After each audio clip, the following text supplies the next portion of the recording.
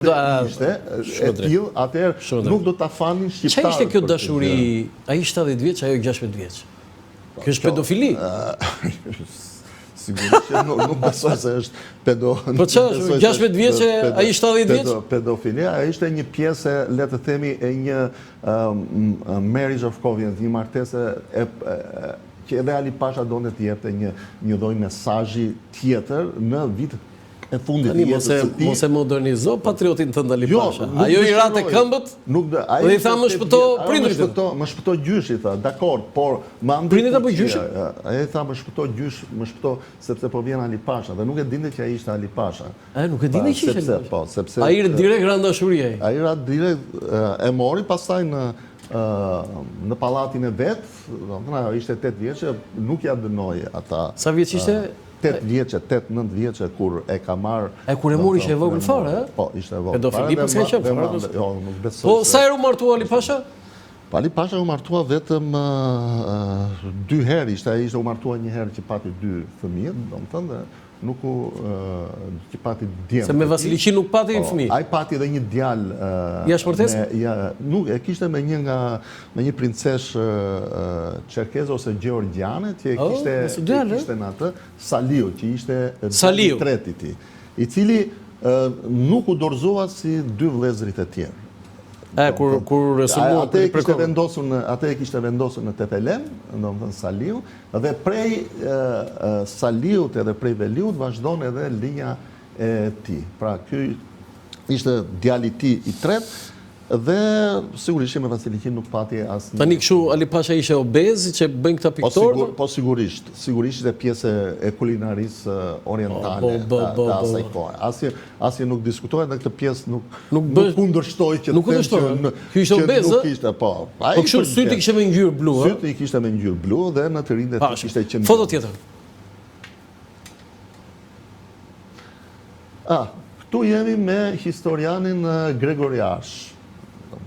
Është në vitin 2009 është bërë një konferencë për 200 vjetorin e ardhjes së Bajronit në Shqipëri dhe mande edhe Ali Pasha Tepelena një burg shteti shqiptar.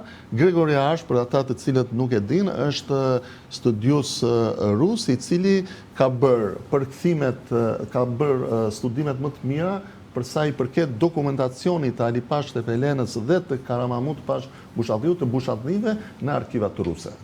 Ka dhe një kontribut shumë të çmuar, librat e tij janë botuar në greqisht. Sa vepra janë botuar për Ali Pasha Tepelenën dorë? Po, ka libra ka pafund. Se për Skënderbeun, domethënë gjitha janë 500. Për Skënderbeun janë 500, po për Ali Pasha Tepelenën vazhdon edhe deri më sot, shumë profesor Noel Malcolm për mbledhjen e tij të fundit kishte një studim të plot mbi Ali Pasha Tepelenën. Foto tjetër.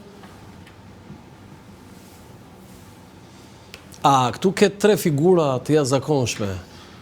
Aleksandr Drenov, Fajkonisa dhe Fanoli. Në Institutin e Studimeve Militare në Hag, në cilën është bërë një aktivitet për kolonel Thompsonin.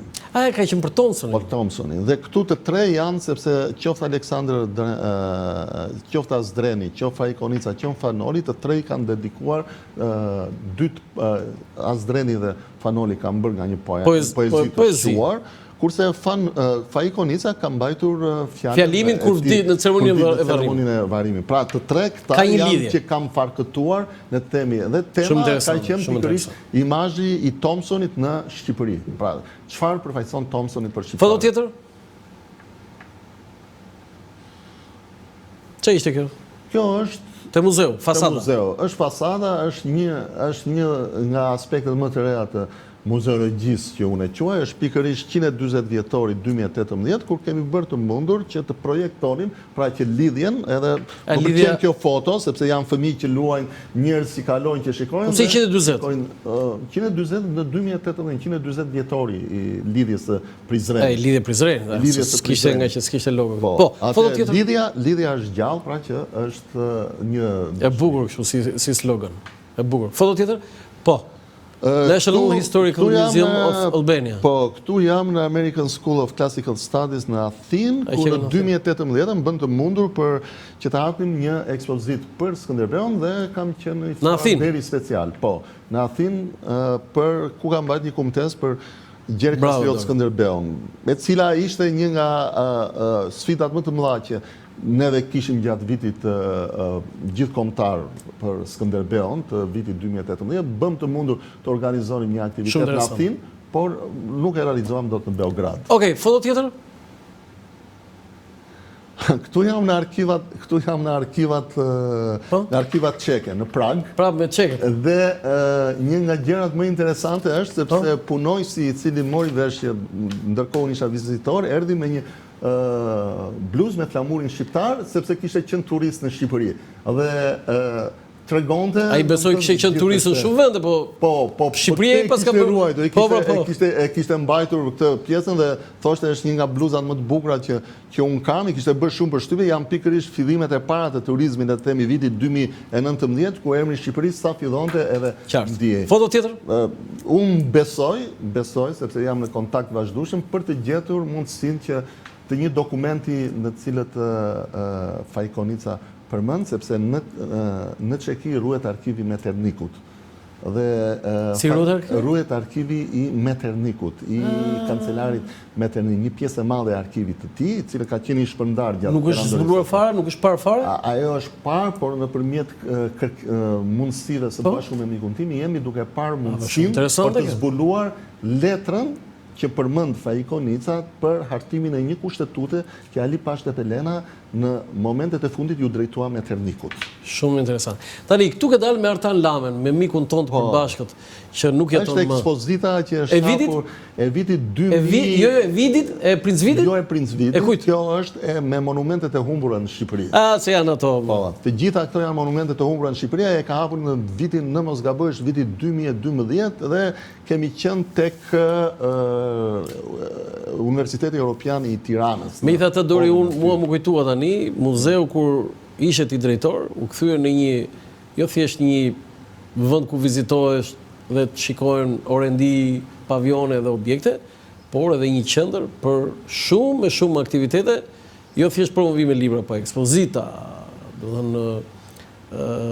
dhe aktivitete studimor, shkencor, që janë bërë atje, me të vërtet ke një merit jashtëzakonshme. Të falenderoj është pjesë, jam munduar të kryej atë detyrë e cila mu caktuar. Shkon më njëri tani andej. Është në riparim dhe në e sipër. Po shumë pëzjat rekonstruksion. Punërat e mira gjithmonë në rekonstruksione zgjasin pak.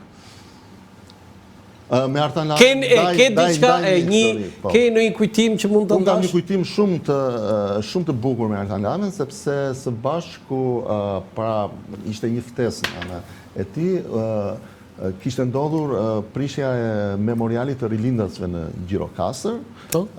Pra gjatë 97-s ishte dëmtuar Shqipojen që ishte aty lart, varet e Bajotopullit, e të Anton Zako Çajutit dhe të gjithë me radhë.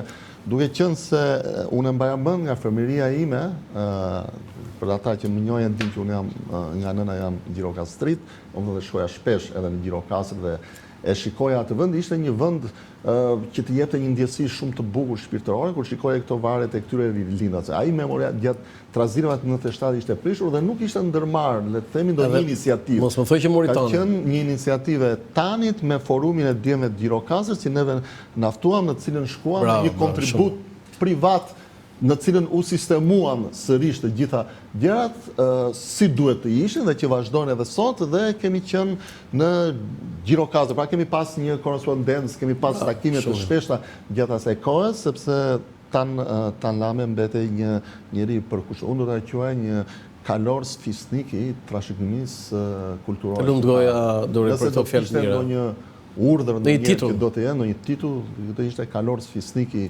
Mund të jepet mas deke se vlerësim do ishte. Foto tjetër. Këtu jam në Budapest. Është 100 vjetori i vendosjes së marrëdhënieve Shqipëri-Hungari. Ne jemi shtet se deshi Austro-Hungaria, Dori?